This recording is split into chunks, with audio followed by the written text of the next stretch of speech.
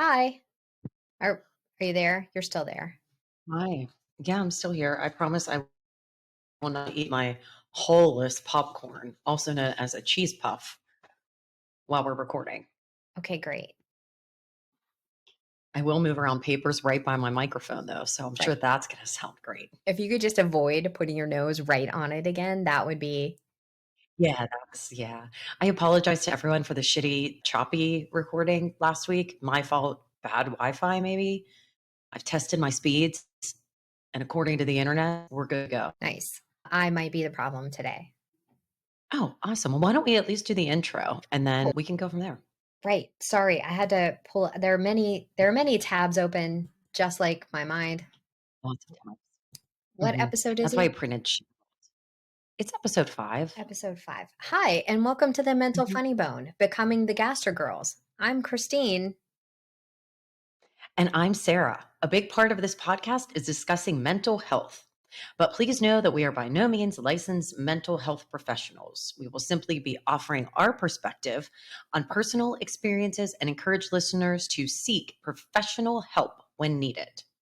Various mental health resources will be available for your viewing pleasure and clicking pleasure in our notes, maybe by episode 10. I don't know. I keep promising it every week and they're never there. I'm on it. I will write it down as another of the 14 tasks I should have started today. All right. I feel like I have the same Monday every Monday. And I feel like when we get on here, I'm complaining about how unfocused and unproductive my day was. However, today I think we have reached a different level in Oh, in my attention deficit disorder. ooh. I feel kind of bad because I had an okay day. Like I got shit done today after I spoke with you this morning, after I fucked around for 2 hours this morning. Right. I started cleaning the bathroom. I don't even Just for clean my own house. Like, why would I start cleaning the bath? Like, I got cleaning products out. when you told me that this morning after we got off the phone, I thought that she had cleaning people.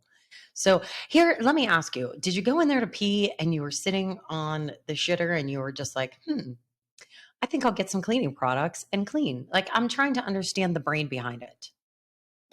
Yeah, well, kind of. What happened is I go in there, I go to brush my teeth, and what I can see is that the last time I brushed my teeth, I must have like just taken the bristles of the toothbrush and run them under my teeth. And I've sprayed toothpaste everywhere. Splatter. Right. I'm like, oh, well, I'm going to clean that up because I used to just blame that on Olivia and she's not here. So I was like, I better clean that up before someone comes into the bathroom and sees it. Yeah. So I go to grab like the glass cleaner. And while I'm in there, I'm like, oh, you know what? I can probably clean out the sink too. And I noticed in the sink that the little doodad that keeps the water from draining, if you want to fill the sink up with water, that wasn't Yeah. going up or down. So as I was like, I set down the cleaning supplies and then I ducked my head under the sink to see if I could determine what that problem was. Right. It's super funny. So as I have my head under the sink, I'm like, "Ah, you know what? I probably don't need to clean the bathroom because I paid someone to do this. So I'll just, I'll just wipe the mirror off and we'll go on, well, I'll go on my way. And then I walked out to put the cleaning Stop. stuff away. Hold on, stop. I should point out that I'm proud of you that you didn't say, I don't need to clean the bathroom, but I need to organize the under sink area. So I feel like you that was a hurdle that you got over. So Mm, I'm trying to point out the good things. Go ahead. I didn't actually fix the doodad because it Well, turns I out mean, like, but you didn't succumb. right, I didn't Tough words, tough I didn't words. fall into the temptation of sticking my hand under there and being like, I could organize these containers a bit better. Right, because I know. Well, I mean, my under sink area is not organized whatsoever. So anyway, go ahead. Go ahead. Right. So I went out to the kitchen and decided I was going to get coffee. So usually what happens is the coffee is already brewed for David. I pour it into a mug, put it in the microwave, close the microwave door, and immediately forget that I've done that.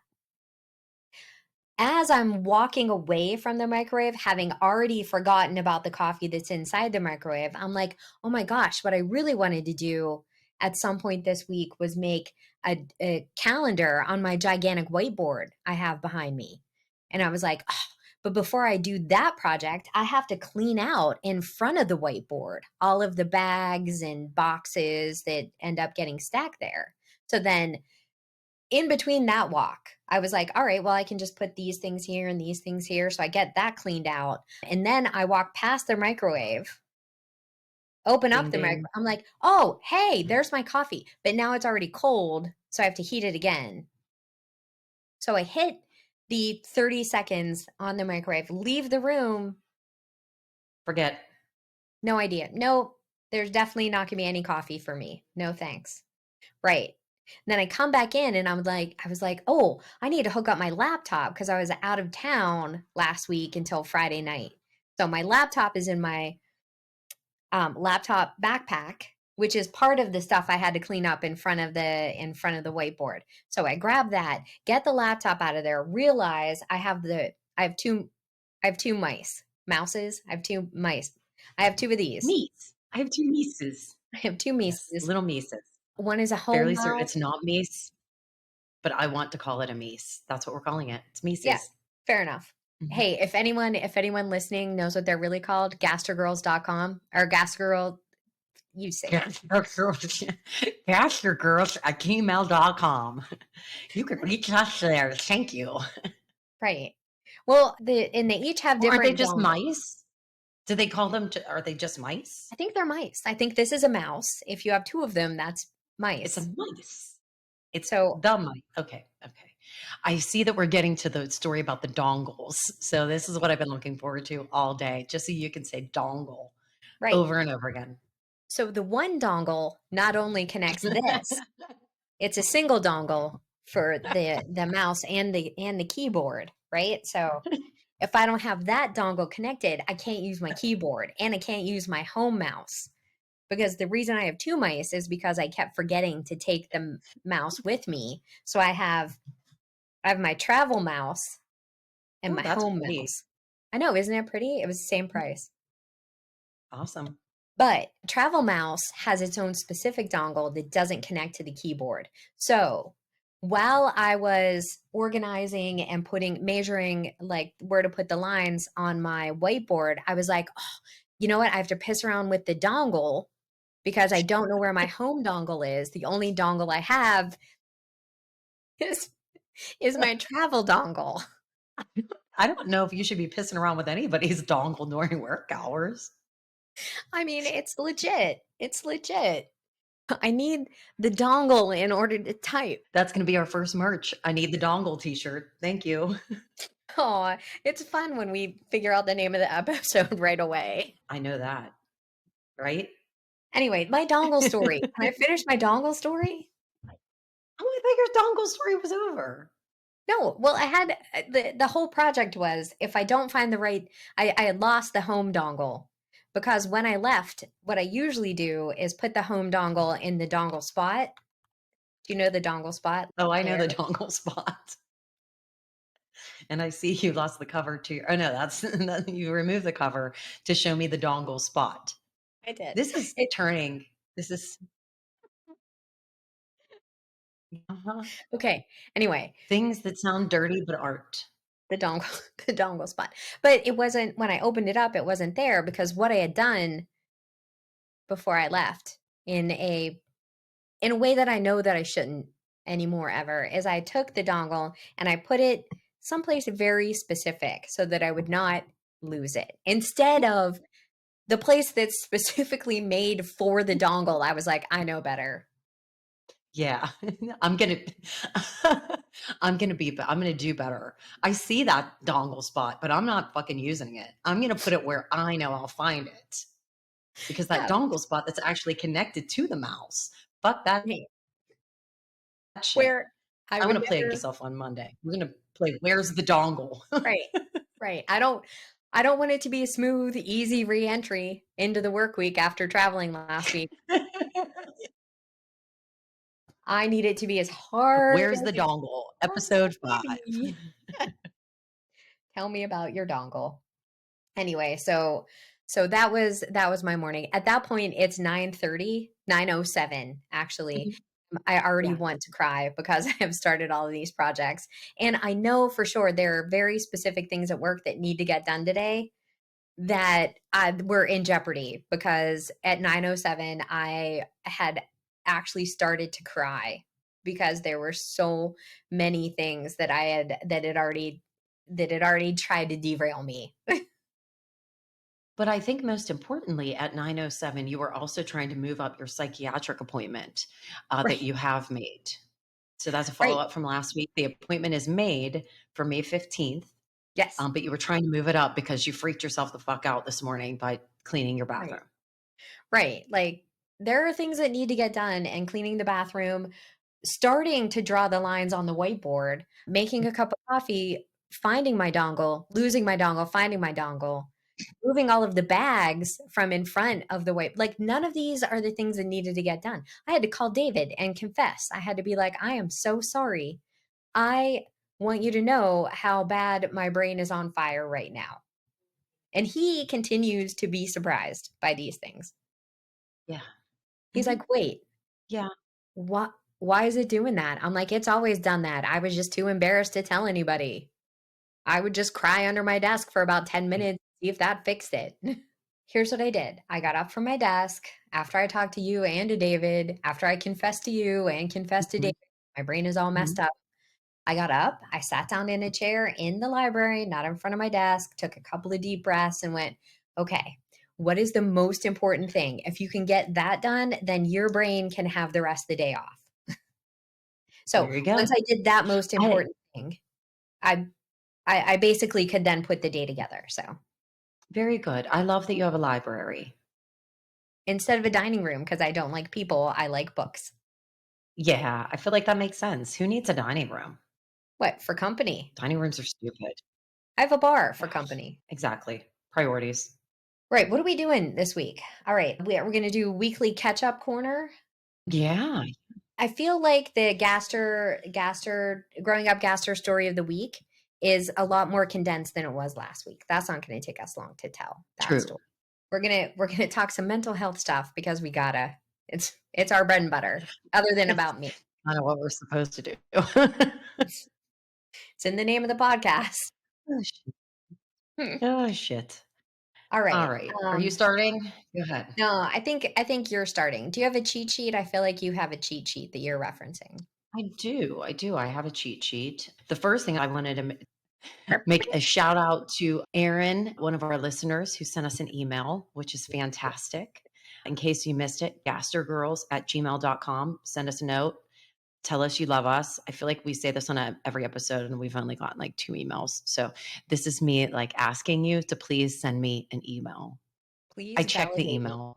Please validate. Please send me an email. Just say hi. I don't care. Just send me an email. That's all I want. Okay. So Erin sent us an email and she shared with us how good it was to hear my sister's story as the caregiver to someone else struggling. And Erin was happy to hear that because it made her feel like she wasn't alone. So it was very helpful to her, which I thought was pretty awesome. And I'm thankful for having listeners like Erin who can relate and find value in the stories that we have. Do you want to go ahead and share something? I Do we always want want to to. go back and forth or do you want me to just keep going? No, I'm going to talk about Denise Finley. So Yes, go ahead. big hello to my friend Denise Finley. Denise and I were buddies in the 90s, back when we were babies. She was in my wedding. So Denise and I meet up and we go out to the Asian fusion restaurant, which Mhm. also happens to have a really great sangria. So I Ooh. have two sangrias and they are delicious. Delicious. So I feel like again, right back into the same headspace where Denise and I were super good friends. And then as she's dropping me off at the hotel, we get lost on the way back because Denise's sense of direction isn't that great, even though she lives in the town where we were staying in Chicago. Like she lives 5 minutes from the hotel. We still got lost on the way back. I was like, I don't think this is the right turn.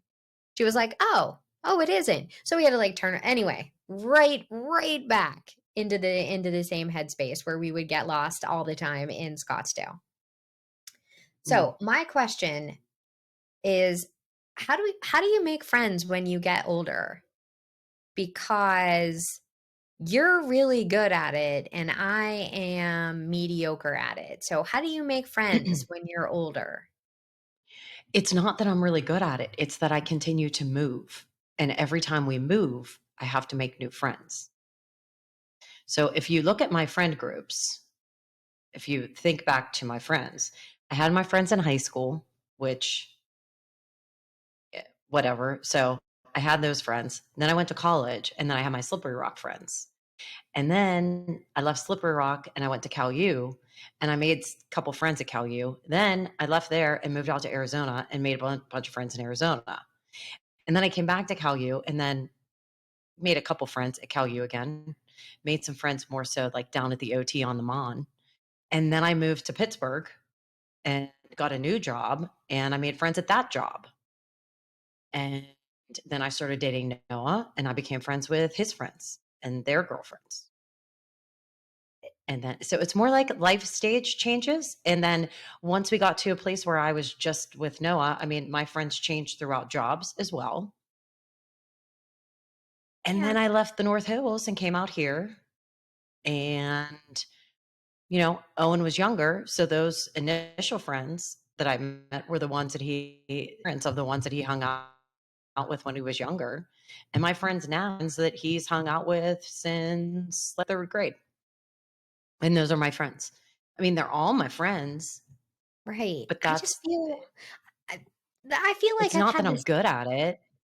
I feel like I've had the same life changes, but like and it's Yeah. not like I'm a hideous ogre. Like every time we show up at a soccer tournament, I'm like, "Hi guys, how's it going?" But like for 5 soccer teams, I didn't really click with anybody. Like there were people I was happy to see and I was always excited to tell a story, but I feel like you develop these like sort of deeper friendships and I'm the one who tells funny stories at practice. No. I mean, I don't think I think that there's more. First of all, go with like the job scenario. The changing of jobs, I had a shit ton of that. And mine were physical jobs. Like I Oh, yeah. wasn't working. This is my first job that I work remote. Like the jobs, I mean, there were several of them and they were all in office environment where I had actual relationships. And we were younger, so we went to happy hour and shit. That was before kids. So it's a whole different, yeah. It might be that I forget that I am half a decade older than you are most of the time. No, I'm half a decade Yeah. older than you Yeah. all of the time, but sometimes I forget. Yeah. Mhm. Just shut up. But I think it really it depends on it depends on life circumstances too, and it does depend on what you want, who you want to make friends with. I mean, there's Heather who cares not to make a friend with anybody, and so she just stays away from everybody. But I was like, "Hey, I think you're funny, and you were listening to Tupac on a Friday when I dropped my kid off, so I'm going to be friends with you." So when I pick my kid up, I'm bringing a 6 pack of beer, and I'm inviting myself into your house. And next thing you know, 8 years later, we're in Nashville celebrating Heather's 40th birthday party. That might be the key. I think we might have hit on it. Like you are out of the 2 of us, you are the more likely to decide to be somebody's friend and then just make that happen. I am more likely to be like, "I'd like to be your friend," except for I am not gonna really put a whole lot of effort into it. Yeah, and I mean, I guess it's not total. Like I make that joke about Heather. I mean, legit, I did invite myself over to her house a few times before she really warmed up to me. But like, I think there's people that I've definitely met, and I'm like, oh, I want to hang out with them. Maybe they want to be my friend. And then after talking to them for a little bit, I was like, yeah, no, no. Either I don't want to be your friend after talking to you for a little bit, or I realize that you don't really want to be my friend, which, okay, I shall see you somewhere else. Bye. And I don't the know. work thing too might be like I didn't have a whole lot of extra time when Liv was young. I was Yeah, and either it's working or doing something with Olivia and like working. Like I was in New Jersey or somewhere traveling. It's hard and to sustain a relationship with somebody, even a friend, if you are always going and you're on always the road. busy. I mean, the other part of it is I'm a drunk. You do know that there's a group of friends that just calls me Drunk Sarah. I mean, And that's because there was one of my friends that I made through Owen, one of his buddies, his mom's, I met her. We drank once. I was fun. We drank a few more times. I was still fun. We became friends.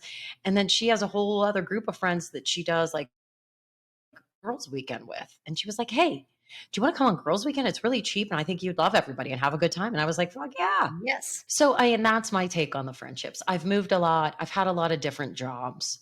So I kind of have to make new friends, especially when it comes to the jobs, because you spend more time with them than you spend with your family. So that's Yes. kind of what happens. I don't think it's necessarily that I just make friends, make more friends, or I'm better at it. I think we're in different situations. I guess it kind of comes full circle back to the Denise Finley thing. Like, Denise and I don't have to talk like every 2 or 3 days. Like, we can wait 10 years and No, pick up right where we left off. Like, right. my buddy Alex and I can pick up texting each other for in it like 6 hours of the day, even though we haven't worked together since 2020. Yeah, 2020, it's very 2000. much like that. And some of my friends make fun of me because I always talk about hating people, and it's not that I hate. Like I still dislike a lot of people, but they're always like, "Yeah, for hating people, you have a ton of friends. You make all these friends." Like when we have the St. Patrick's Day party, like Heather says, every year they wake up the next day like, "Who the fuck were all those people?" I I think enjoy the friends that I make and or relationships, whatever. But I mean, out of all the friends I have, how many of them can you really call like deep friendship relationships? Like there's several people I know I can count on, yeah. but like, can I call every person that was here on St. Patrick's Day and say, "Hey, it's 3 o'clock in the morning and I am pantsless in the middle of a field." You'll know me because I'm wearing a Batman mask. Can you come and Right. help me? There's only a handful of friends I can make that phone call to. So I think that also makes a difference, is just how you define friendship. I think you get to a level where you wanna be. Like, I understand Yeah. capacity I have to pay attention, and the people who end Mm. up being friends with me understand that it's not a lot. Like, it is not something where I'm gonna be able to call you every day and maintain a level of sanity. Yeah. I think you just end up where No, I can't. anyway. So, yeah, that's what I was thinking about based on meeting up with Denise Finley. Alright, let's move on, let's Uh-huh. move on. You were gonna tell me about dandelions. Fucking dandelions, man. So really it just came because it just came up because I was taking Macho out, who shout out Macho's birthday today. He's one. He's the cutest Woohoo. dog. We brought him home at 3.5 pounds and now he's a whopping 16. He's like a tank. He's the perfect size dog. Anyway, taking Macho out last week and I see all the freaking dandelions everywhere. First of all, he runs through them and they get stuck in his hair, like because they're the puffy ones. After they go yellow and they go puffy. So, Right. whatever time of the day they do all of this, whatever. So they go puffy and he has the puffy shit all over him. Sometimes he just likes to bite at the puffy one. So then he gets a mouthful of the puffy shit. Anyway, as we're going through this, I'm walking him outside, take him outside. I'm like, fuck, there are 1,000 dandelions in the damn yard that were not there the last time we came out. And therefore, I decided that dandelions are nature's Italian chin hair. The You know the Italian chin hair I'm hair? talking about. The chin Yeah, hair that wasn't there the night before, and you wake up, or maybe it's a mole hair. Mostly it's just on my chin. It doesn't have to be come out of a mole. in my eyebrow. But I have one right here. Yeah, I have one right here right now. But it wasn't there last night. But you wake up in the morning and it's literally 17 feet long. Like it is a hair that you're like, how could I have not noticed that last night? You In know the chin hair I'm talking about. the chin and I Yeah. these days, it's in my eyebrow too. Yeah. The nature's Italian chin hair. So that'll Nature's be it our second bit of merch. nature's Yeah, it'll Italian be a chin hair coffee mug with a with a picture dandelion on of a it. dandelion. Yeah, exactly. There you go. Coming Oh up with my all sorts of merch. Okay, next. next. Oh, we were gonna talk about memory and why I don't remember us Ooh, having a bird. So, and why I often say, "Did this really happen?" Or Right. am I just making it up? It turns out that as your memories go from short term to long term, what your fantastic brain does is just condenses the file. It's like, let me take out some of this unnecessary stuff like actual time, actual place, actual group of people that were there. And what it does is just creates like a summary, a summary in your brain, which will say birds, which includes both having a bird and having a bat in your room that you thought was a bird. And the where I have filed this is under bats, not necessarily under birds, which is why I don't remember there being a Bats. bird anywhere ever. So, shout out to the Red Handed podcast because the Red Handed Yay. girls did a shorthand, which is their little mini episode on the Mandela effect. Mandela. Now that Mandala. it could be its own effect because I was sure that it was Mandela until everyone started talking about it. But if you don't know, it is a collective memory that many people misremember the same way. Like the fact that Nelson Mandela died in the 80s when he didn't die in the 80s at No. all. That's all I wanted to bring up is some of the reason that the Gaster growing up Gaster stories may or may not be true is because you and I might have a shared misremembering because of the way our memories have moved from short-term to long-term memory. I like that your storytelling is about like brains and like smart shit. And I was just talking about burping Wild and hair. farting and pooping and Yeah. and Italian chin hairs. It might also be why I have trouble making friends. It says a lot. We want to hang out with that girl. Tell us more about your brain, weird. Tell us more about short-term and long-term memory, nerd ass. No, I like it. I'm interested in the nerd. So there you go. I think do you have anything else for Catch Up Corner? Should we give a quick shout out to Kara Novotny on a lovely little baby shower and give her a quick congratulations? Absolutely. Any baby shower that is connected to a bar is It, okay in my book. Okay. Okay. Okay. no. All right. Let's do the growing up Gaster story of the week. Do you want to take points on this one? Yay. I will. I will take point on this one. So back to the Facebook. I put a post up on the Facebook about falling down and getting back up, and it's all about how you recover. And it reminded me of a nice little gaster tale.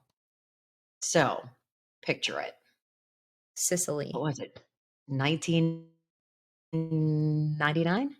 Picture it, Belle Vernon. Yes. No, picture it, Cal U, 1999. Oh yeah, it starts in Cal U. And I had just transferred there. Well, not just, it was April. So I had transferred there that semester. And my sister was in town with a few other people for Denise Finley's wedding. And I said, well, I'm going to go to this sorority thing. I'll meet you guys at the bar. So I believe it was you and Gumby's Colleen. girlfriend. Colleen. Okay. Couldn't remember her name. So anyway, go to the sorority thing. And then I go to meet my sister and Colleen. And I believe there was an empty bucket in front of the two of you already when I got there.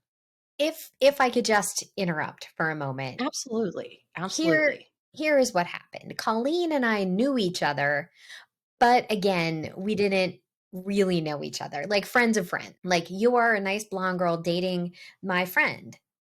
Mhm. And we don't talk ever because I talk to my friend Gumby and you are merely there. What I can only assume based on history is a very temporary basis. So Colleen and I go to McDougal's, McDonagles, McMonagles.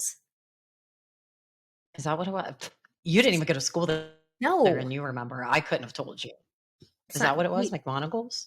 Yeah, we go to the bar, and I'm like, okay, I'll go get us two beers. It turns out it's for a quarter more, I can have a whole bucket of beers. So I get a Math. bucket, and we've polished off that bucket pretty quick. So Colleen goes up to get the next round, and I forgot to tell her that they're gonna sell you a bucket because it's only a quarter more. But she comes back having heard the same speech with a bucket of beer, and you're not back yet. You're not at the bar yet. So Colleen and I finished that bucket, and I think that is when you walked into the empty buckets. multiple Yes. Yeah, so it buckets. was plural. It was a plural. And we decide to, I don't really remember anything that actually happened at the bar. I just remember drinking lots more buckets. We drank lots more buckets, A and then quarter we decided more. we were hungry. It works out. It works out. Just that's the way it is. So we head to Denny's in Bell Vernon. Again, I don't even remember. The thing I remember about being at Denny's is someone was peeking in. Were we peeking in the kitchen? Do you remember that part? Helene couldn't find the bathroom, so she went into the kitchen. And we stuffed ourselves and we were on our way Delicious. out of Denny's. And as we're coming out of Denny's, I thought it would be a great idea because we're competitive to say, "Hey sis, I'll race you to the car." Great Well, idea. So again, I'm gonna have to interrupt you and say okay. I was 25 Mhm. years old. Yeah, I was 25. 21. Mhm. Stop We laughing and tell the story. we both take off, but she happens to have a little jump on me for some reason because I was definitely fucking faster than you. And I'm really upset by this. So I catch up a bit and decide to hockey style hip check her. Not into anything because it was just air. There wasn't anything there yet. We weren't to the car yet. So I just hip check her. She goes flying, flying. Because I do what drunk people do when they're hip checked.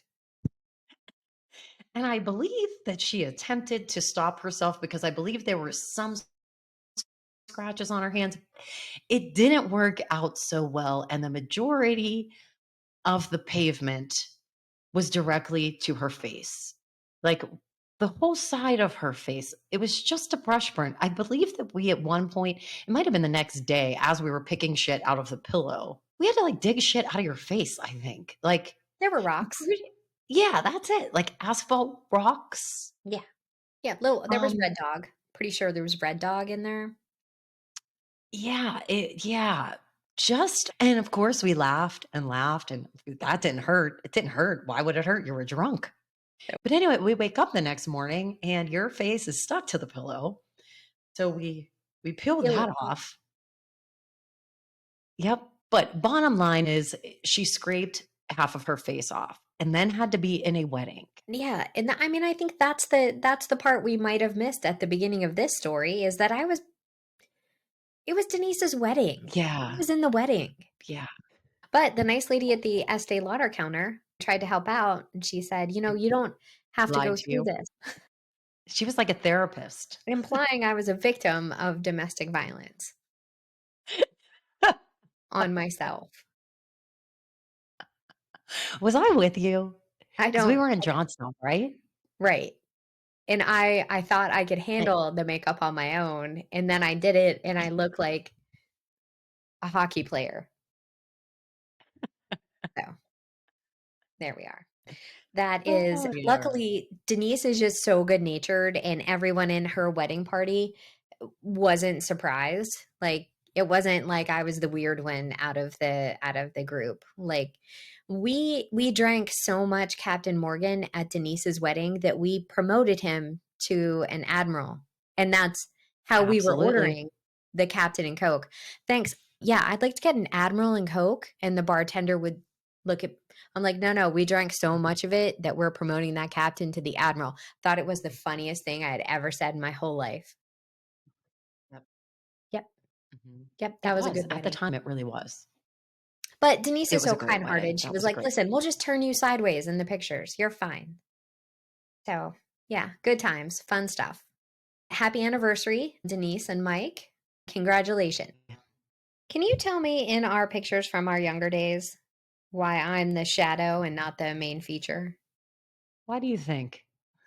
Is it because I was smart? Because you look better from the side, being like contemplative. Because everybody knows I'm not fucking thinking of anything. Right, Everybody knows I'm like, what kind of trouble am I going to get into next? right. That's why. Okay. All right, so let's get to mental health. We're a good hour into it. So I think a half an hour to do some ADD tales and to talk about happiness being a problem. I forgot what I was going to say. You Oh, said for for those those of of you you that are following along. following along, yeah, chapter 2 of the subtle art of not giving a fuck is on for today. So we're going to talk about that after Sarah tells us a little story about all of the lessons she is learning. So we're down at my parents' on Saturday and we're eating dinner. It was me, Sissy, Owen, my mom and dad. And while we were eating dinner, there was mention of ADD because we were all making noises and none of us were really focusing on anything. I 100% think we should have recorded the whole interaction. So there's mention of ADD. So we get in the car and Owen says, Mom, I think I should be tested for ADD. And I'm like, really? You don't need to be tested. There's nothing wrong with you. You get good grades. Right. Right. Right. 'Cause And nobody he, nobody that has ADD right. gets good grades in this family. Right. Right. So he was like, well, he should be tested for something. Like, and I don't know if maybe he just, I don't know. I just don't know. But, and I was like, well, what's something like, give me some more details here. And he rattled off some things that are, ADD. And I was like, yeah, but you're fine. You're fine. Get home and like start thinking about that conversation. I was like, wow, have I learned nothing? Nothing. What a dick. So today I go online because, the internet, so that's where I'm going to find out all the information and just do a little test. Does your kid have ADD? And I think there was like 12 questions and he hit 10 of them. And that's being generous because I think the last two probably should have been yeses, but I was like, I can't answer yes to everyone. right. I felt like that was kind of just cheating. um, Right. so yeah, so there's that. So I'm gonna have to talk to Owen about that, and we're maybe gonna have to go talk to somebody else about that. My fear is that it's just like we talk about ADD a lot, and he talks about his friend like ADD with his friends, and they joke around about ADD, and of course I don't want him to just be thrown onto medication. That's always a concern. So yeah, so we're gonna have to dig into that a little bit, but I was being a bit hypocritical. And so now I'm going to have a little bit of a more serious talk with him. I think it's amazing. Mm. Yeah. I mean, if you thought your kid was a diabetic, Exactly. we'll go back. Yeah. You Always would back to the beaties or diabetes. What does daddy call it? not beat us. Diabetes. Oh my God. All right. So let's talk about happiness being a problem. Okay. Ironically, this chapter starts off with a story about our old friend the Buddha. So Okay, good. is Buddhism a religion I or don't a think that it philosophy? is. It's a prince. But I love I his mean, music. oh, me too. So yeah. Yeah. So we started out with Buddha, which is what I read immediately after we did the podcast where I was asking about Buddhism being a religion. But he's just a chubby guy who has a lot of insight. He So does. I think it's more like a philosophy. And I would like to point out in the book where where what's his name? Mark Manson notes about Buddha sitting under the tree for 49 days or however many days. And he's like, we'll talk about how that's not actually possible. We're not going to get Or into the we'll just ignore biology. that. I know you made extensive notes, much more than I did. So why don't you lead us and I'll interrupt you. The first thing that I took note of is something I thought would resonate with us in the maths. Happiness is not an algorithm to be solved. True. Happiness is not a solvable problem. So I thought that was cool, especially considering last week I talked about coming to the realization that therapy isn't just going to solve the problems. Right. Therapy isn't just going to make me happy. The therapy is going to help me figure out how I can deal with the problems and solve them that way. And that's really, really what it's about. So at the beginning, and for a long time after the beginning, I just thought that the meds and the therapy were going to make it all better and that I really shouldn't have to do much work. Yeah. I always thought of it as like a competition. Like my job is to make the therapist think I'm not sick or in need Mm, of a therapist. And then once I did that, I would be released. Like when I would go do physical therapy on my knee after surgery. Like my Yeah. goal was just to convince them I didn't need to go anymore. Like once I could bend my knee so far, once I could like squat however much, then I would get released. And I thought that's what therapy was about. Like going there and performing and being able to get released back into the wild. When in actuality, the only reason that I go to therapy is to work on things that I need to work on. And I Yeah. probably won't ever, and then kind of comes back to the the orange book. You just trade your problems that you have now for better problems, You trade up. You which I keep think is working them out. So that, and then he went into the story of Buddha and with the basic concept that life is, it's all about suffering. oh, do you want to hear my Princess Bride quote that goes along with life being suffering? Yes. At one point Buttercup and Wesley reunite on the top of the hill, and she finds out that he's the dread Private Roberts, and she's mad at him because he's mocking her pain. And the dread Private Roberts says, life is pain, highness, and anyone who tries to convince you otherwise is selling you something. It's true. You're such a fucking nerd. I love it. Right, that's what I bring to the table here. Oh, I'm sorry, did you need a Princess Bride quote to go along with our story today? No But it's the problem. truth. And the next thing, it's a perfect segue into this because the next thing I've written down is that our brains don't register the difference between physical and psychological pain, which makes sense to me because I always say that people who don't feel it don't get it. People who don't go through depression and anxiety don't understand that they're painful in a literal sense. There is a pain that I physically feel. And I know that that doesn't make sense to a lot of people who've never experienced it, but it's there 100%. And I think he does a great job of illustrating that, right? He's like, the reason I say that having my girlfriend cheat on me felt like somebody stabbing me in the heart was because it felt like Felt like in my brain, somebody stabbing me in the heart. exactly. So, and like physical pain or psychological pain is an indication that something is out of balance. Or what I really liked about this was the end of this sentence, or some limitation has been exceeded.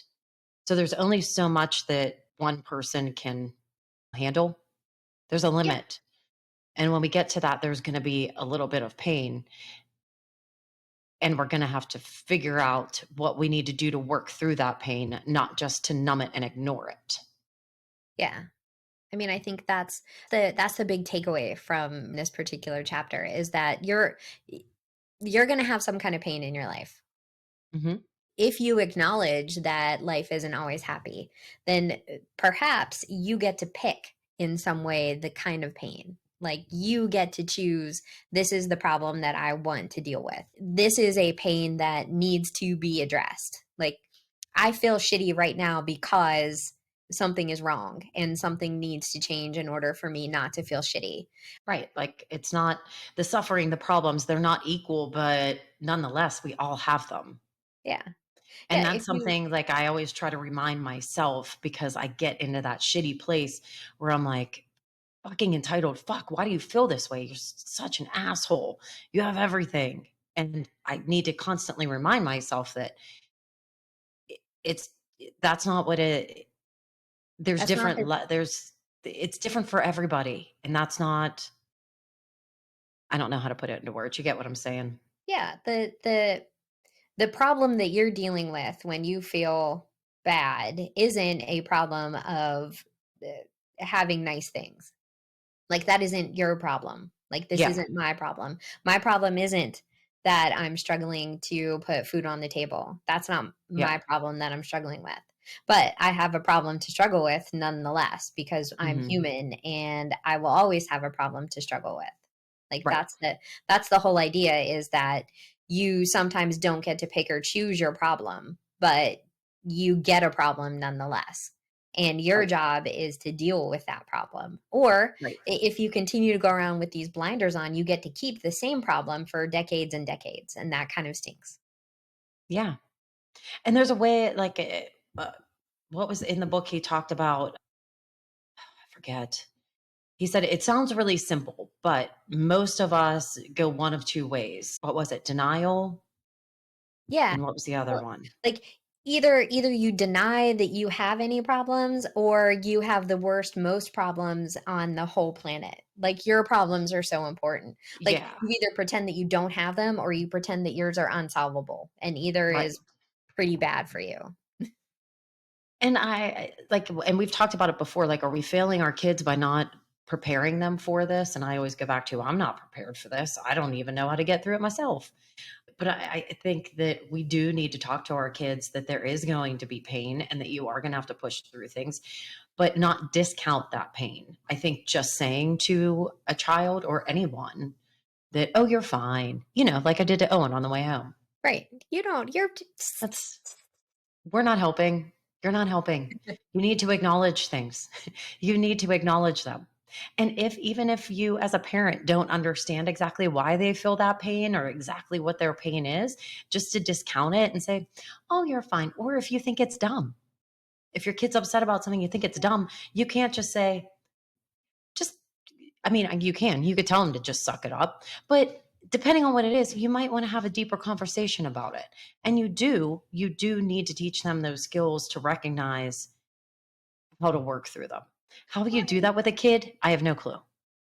I mean, it has to be. You also have to look at it from the other side. Like Mark, my boy Mark, also talks about Mhm. how if you're like the Buddha story, like if you're just fed a shit ton of happiness, like if all of your problems are removed, nothing has any meaning. Like you you get satisfaction by solving the problem. Like you don't Yeah, need necessarily happiness, you need a problem that you can solve.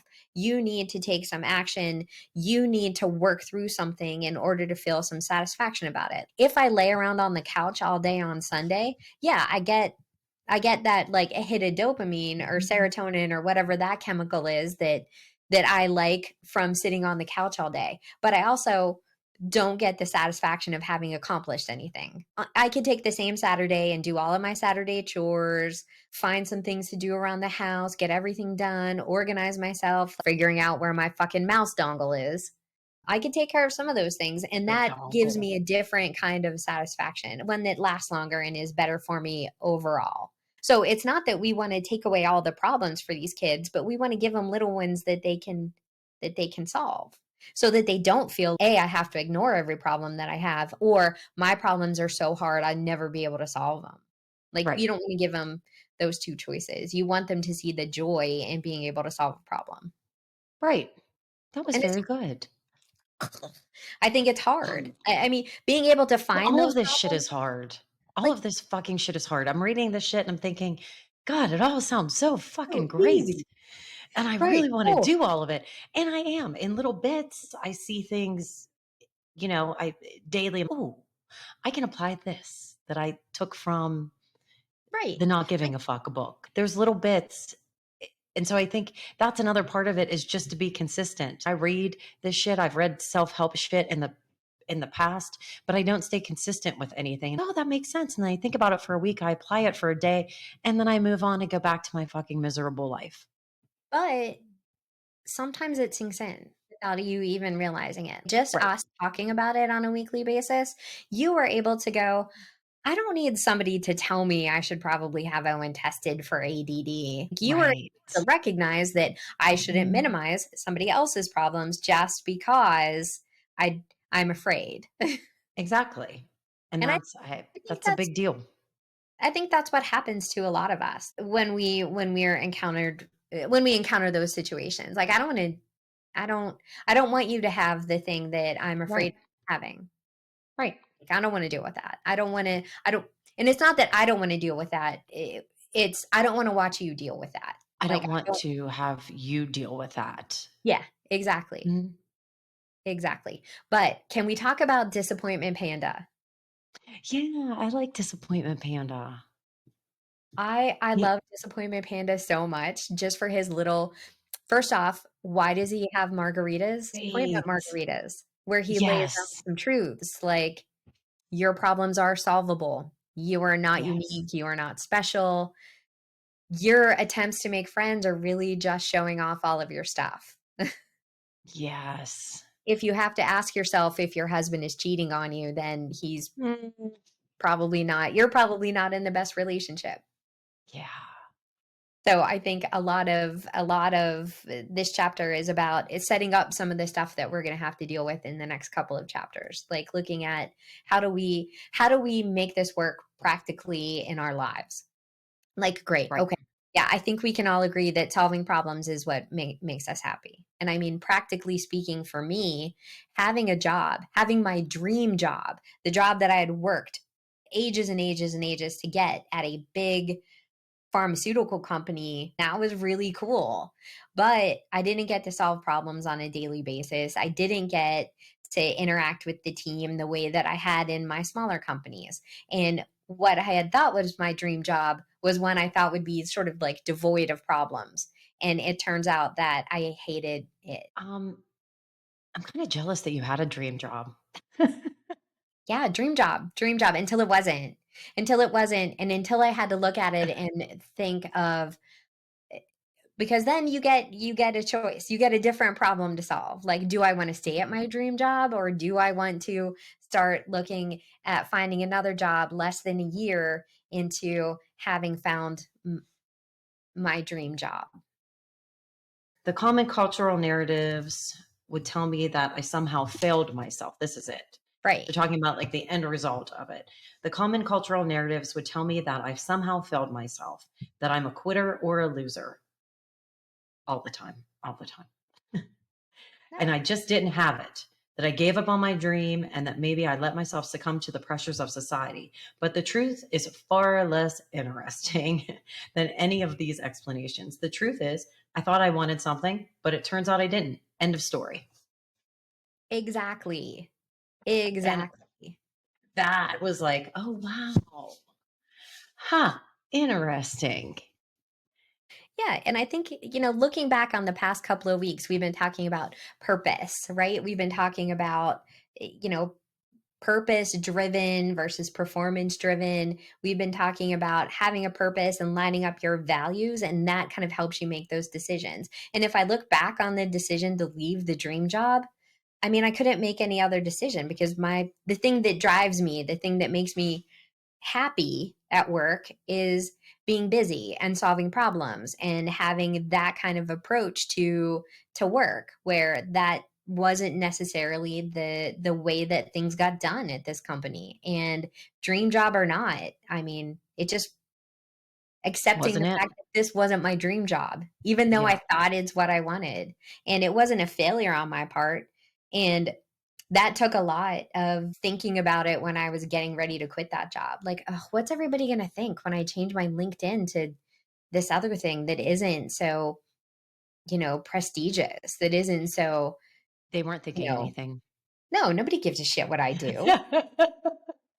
Nobody cares what job I have. Who cares? David and Olivia, a little bit. Not as much as I care, but they're Right. really the only two people that I have to impress. But then again, that goes back to those values, right? Like, what do I give a shit for? Right. Like, what do I care what people on LinkedIn think about me? Exactly. Fucking Yeah, LinkedIn.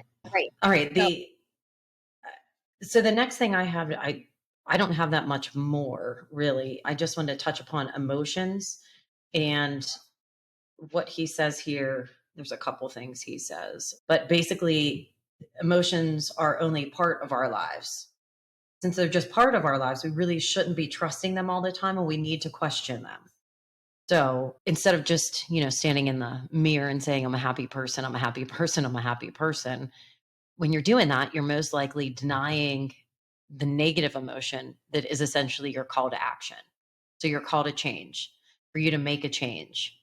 And one of my favorite things he says about emotions, and of course, this would be my favorite thing. You know who bases their entire lives on emotions? 3-year-old children and dogs. You know what else 3-year-old children and dogs do? Shit on the floor. right. Yeah, I But mean, I think that that's a lot of my problem is I am a very emotional, some call it dramatic, whatever.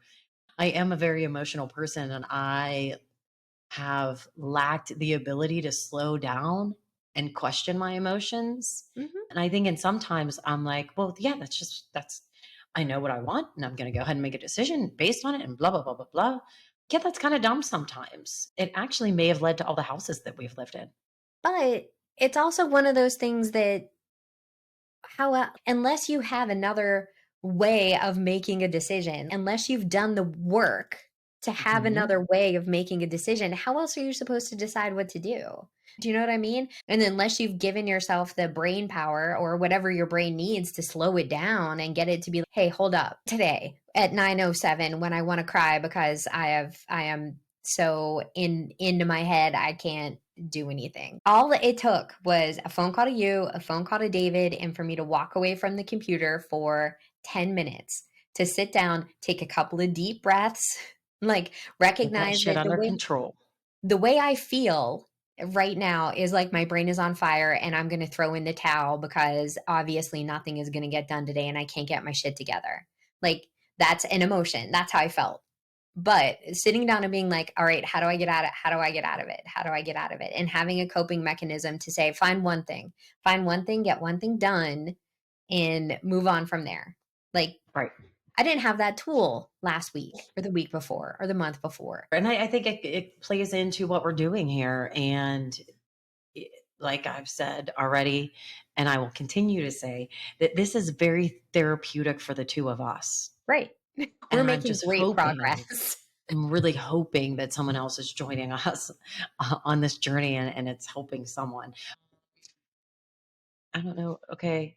The only other things, oh, two things. One, it's about success and what determines your success. And it's not finding what you enjoy, it's finding what pain you want to sustain, which makes it sound so fucking depressing. But it's not.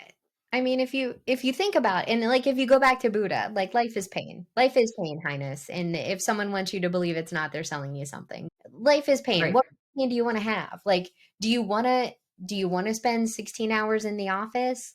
Like those kind of analogies really hit home. Yeah, that's Yeah. the kind of pain I want. Right. 10 years ago. That's what I wanted. I didn't necessarily think that the pain of not having a whole lot of friendships to sustain was important. What I want is the pain of putting in the time in the office and limiting the things that I can care about to working in Olivia, essentially. Not even David, if I'm being honest. Just limiting what I can take care of. Those are the two kinds of things that I thought were important. I think that I'm just a spoiled brat. And I've spent my whole life saying, this shouldn't be painful. This shouldn't be that hard. This shouldn't be like this. Everything should just be rainbows and butterflies. Butterflies kind of freak me out though. But anyway, They're super weird. but yeah, I think that's part of that's definitely something that hasn't helped me along the way. Is just my shitty thought process that we shouldn't have to feel the pain. But I didn't recognize it at the time. Right, right, Like, for sure. this is painful And it and still sucks. It still sucks. Let me say, I'm not saying that, yeah, just because we have to go through the pain makes it any easier. It's just like me on the plane. Like, just because I'm yeah, sitting here and I'm not freaking the fuck out, very like losing my shit, doesn't mean I like flying. It doesn't make anything really all that different for me. It's just that I'm actually able to calm myself down a little bit and talk through it in my little brain. right. So it's the same thing. The pain is still going to suck, but hopefully we're equipping ourselves with the mechanisms that we need to get through that pain without losing ourselves and losing our shit. Right. And being able to set up some structures that help you recognize when that pain's worth it. To raise decent kids, you have to go through some painful stuff. Some stuff that's painful for you, some stuff that's painful for them. Like watching them fail at things fucking sucks. It just does. All right. So getting back to the subtle art. What's the next chapter called? The next chapter is, oh shit, I was supposed to write it down, but I have my book. Hold The on. next chapter is chapter 3. It's chapter 3. It's actually my favorite and one that I am still for sure having trouble with and will always have trouble with, I think. And the title of it is You Are Not Special. I love it. There's one more thing from chapter 2 to say. It's what he ends with, and it's about willpower. And basically, what he says is this is not about willpower or grit. Because there's a lot of times throughout my life that people have said to me, "Oh, I have willpower. Like, I don't need therapy because I have willpower and I'm tough." Right. Yeah, fuck off. So, anyway, it's not about willpower or grit. This is not another admonishment. I like when you can tell I might have trouble with a word because of the way I pronounce Ad- it. admonishment. Hooked on phonics worked for me. This is not another admonishment of no pain, no gain. This is the most simple and basic component of life. Our struggles determine our successes. It is a never ending upward spiral. And if you think at any point that you're allowed to stop climbing, you've missed the point. You just get different problems. I mean, I think that, and there's a lot for us to talk about, like the degree of the problem. I was just going to say, this is basic shit. When I say basic shit, I mean, these are basic problems. There's way more shit out there that this kind of stuff isn't going to solve.